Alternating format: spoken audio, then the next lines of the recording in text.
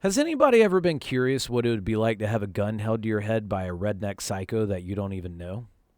Now, for anybody that answered yes to that, you got some problems, bruh. Now, for everybody that answered no, congratulations. You're relatively normal, at least in those regards.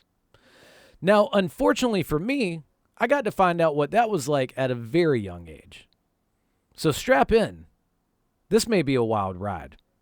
Now, before I jump in, I wanted to throw out a side note. I learned a new word this morning while I was walking my dog. Phobophobia, the fear of being afraid. Does that not seem overly common? That's like somebody saying to me, I have a phobia of starving. Well, guess what? I do too, as well as absolutely everybody else I know. It just seemed a little excessive. But I found out that there's pretty much a phobia for everything. Did you know there's actually a phobia of peanut butter sticking to the roof of your mouth? I mean, what the Yo, what's going on, everybody? Welcome to Storytime with Craig. I'm your boy, Craig. What's up, Craig?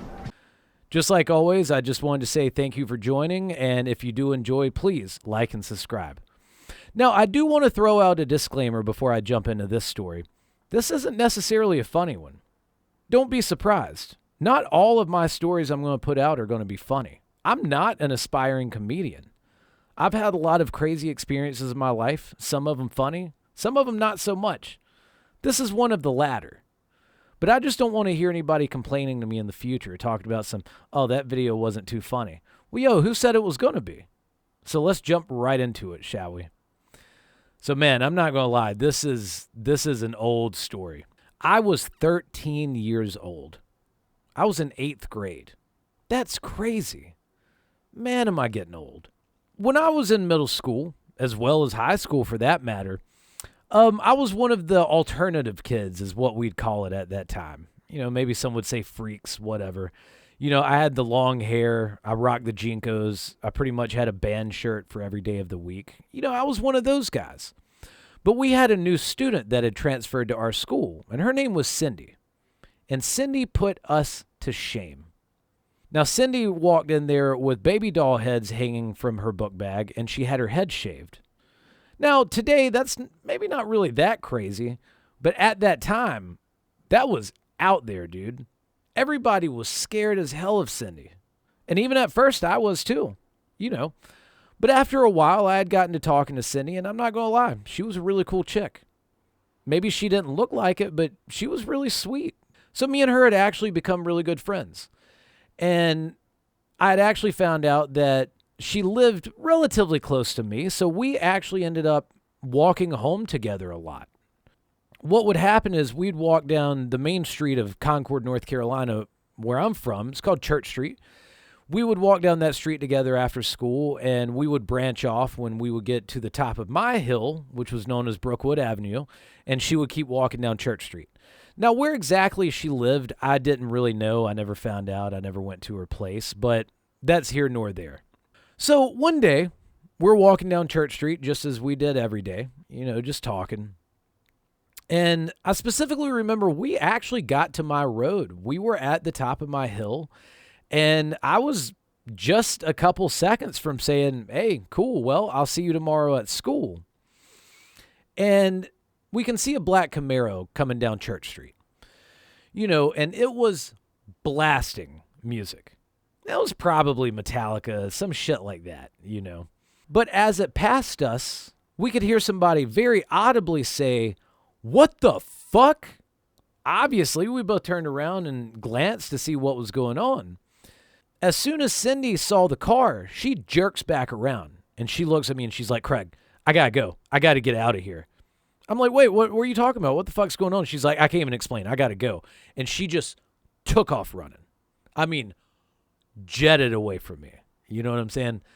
Literally about 3 seconds after she turns around, that black Camaro, which was by this point out of my sight, I couldn't actually see it anymore, but I heard it bust a Yui in the middle of the road, in the middle of a main road.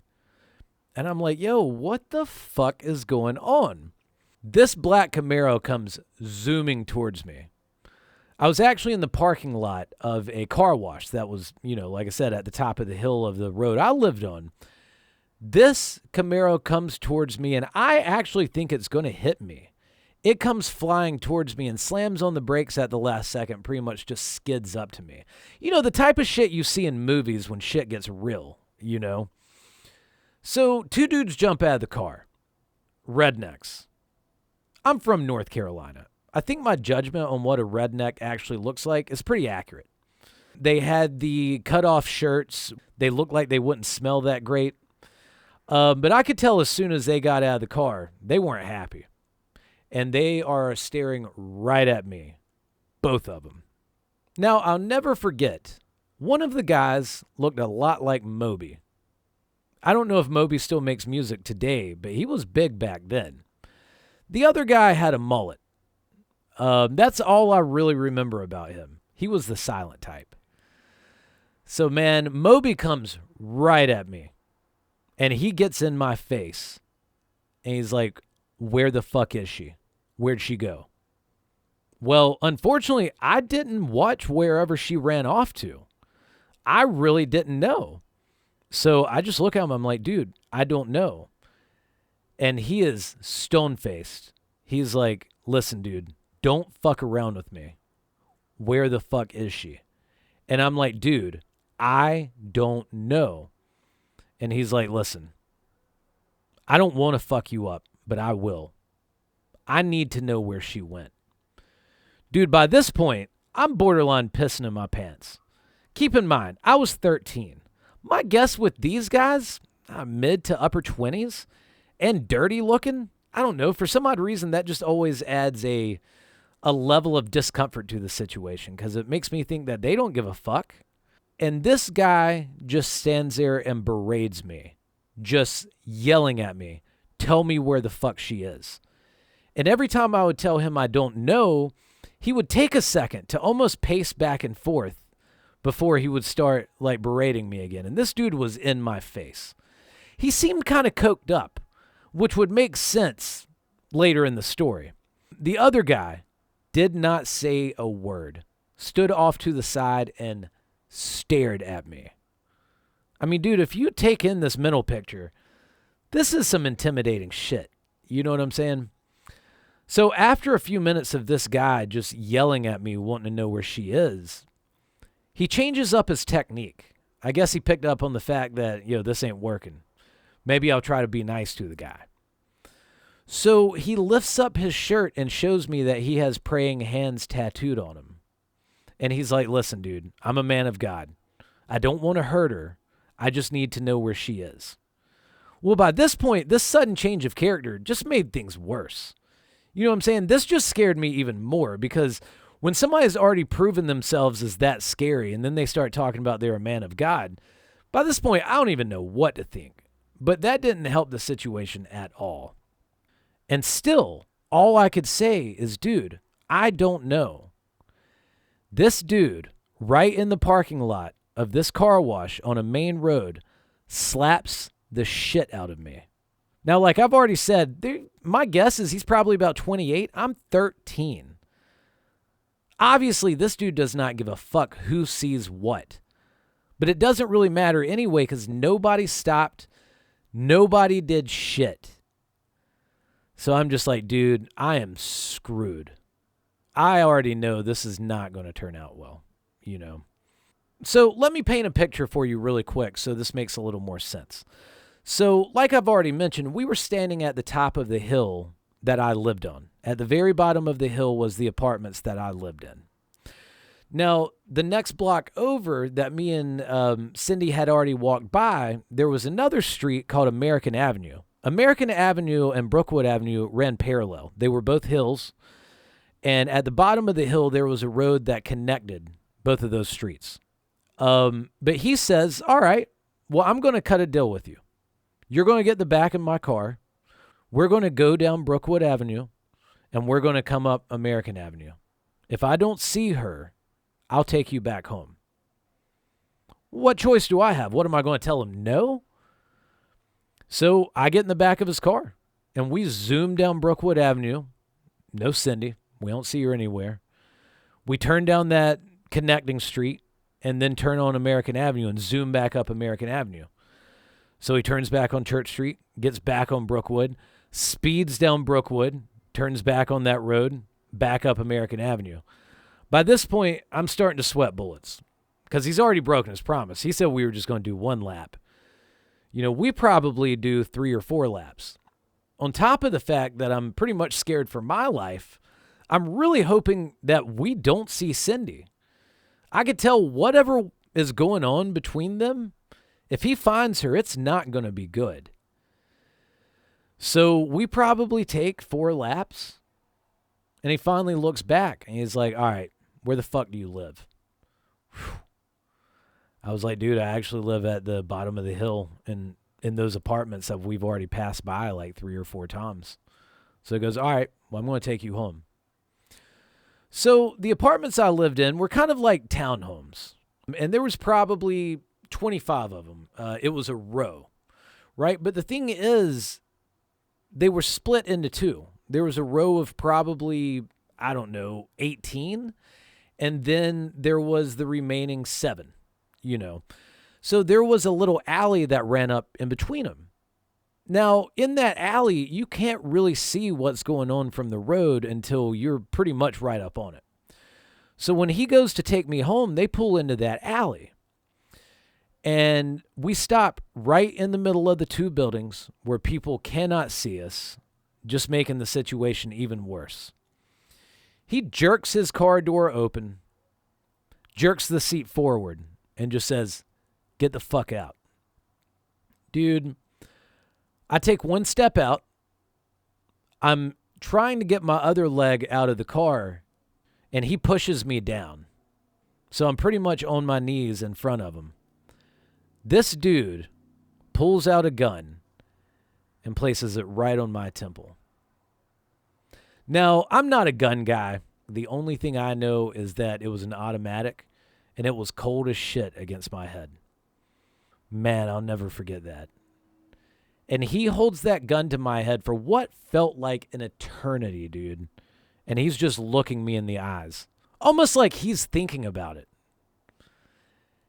So I don't remember his name. For the sake of the story, we're going to say it's Todd. And after a few seconds of holding that gun to my head, he says, say Todd runs this city. What the fuck?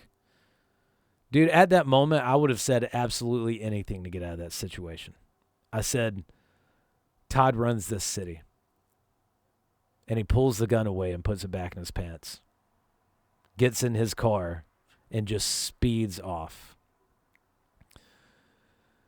Dude, I remember trying to pick my book bag up because it had fallen off when he pushed me down. And my hands were shaking so bad I could not grip the strap to put it back over my shoulder.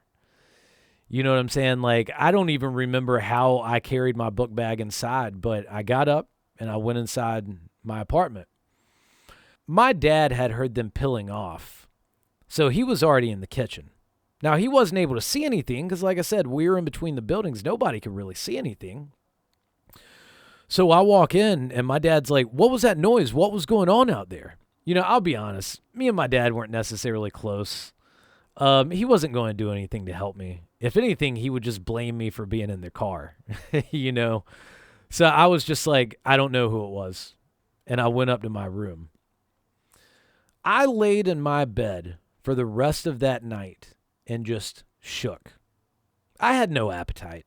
Obviously, I didn't eat. I didn't walk back out of my room except for probably to pee. You know what I'm saying? Like, I truly felt like I knew what it was for my life to flash before my eyes. And I really thought I was going to die right then, and I didn't. So I go to school the next day, and there's Cindy. Cindy runs up and gives me the biggest hug I've probably ever had in my life, even to this day. And she was like, holy shit, I can't believe everything's good. I'm so happy that you're safe. I was kind of pissed, and all I could say is, like, Cindy, who was that? What the fuck was that about? And she said, well, those were my old neighbors. That's why she had transferred to my school. Her old neighbors were drug dealers, which is probably why old dude seemed all coked up while he was trying to interrogate me. She said, I got them busted. I did not mean to, but I got them busted. So they had a vendetta for her, and she barely got away. Unfortunately, that all came down on me. But I'm alive, and I'm here to tell y'all about it. Now, this is the time where I normally like to have a moral of the story. Now, I know a lot of people are already thinking, oh, you shouldn't have been hanging out with somebody like Cindy. I'll tell you flat out, I don't blame Cindy at all. Obviously, if she would have thought these dudes were cruising the streets of Concord, we wouldn't have been walking down a main street. And I definitely don't think she would have put me in harm's way. Shit happens. So the only thing I can say is watch your ass. These streets are crazy. And it doesn't matter where you are. These streets don't give a fuck about you. So take care of yourself out there. So as always, if you did stick around and watch the story, thank you so much. If you enjoyed it, please don't forget, like and subscribe. There will be more stories. Believe me, I got stories on top of stories. So thank you so much for watching. And as always, until next time, peace.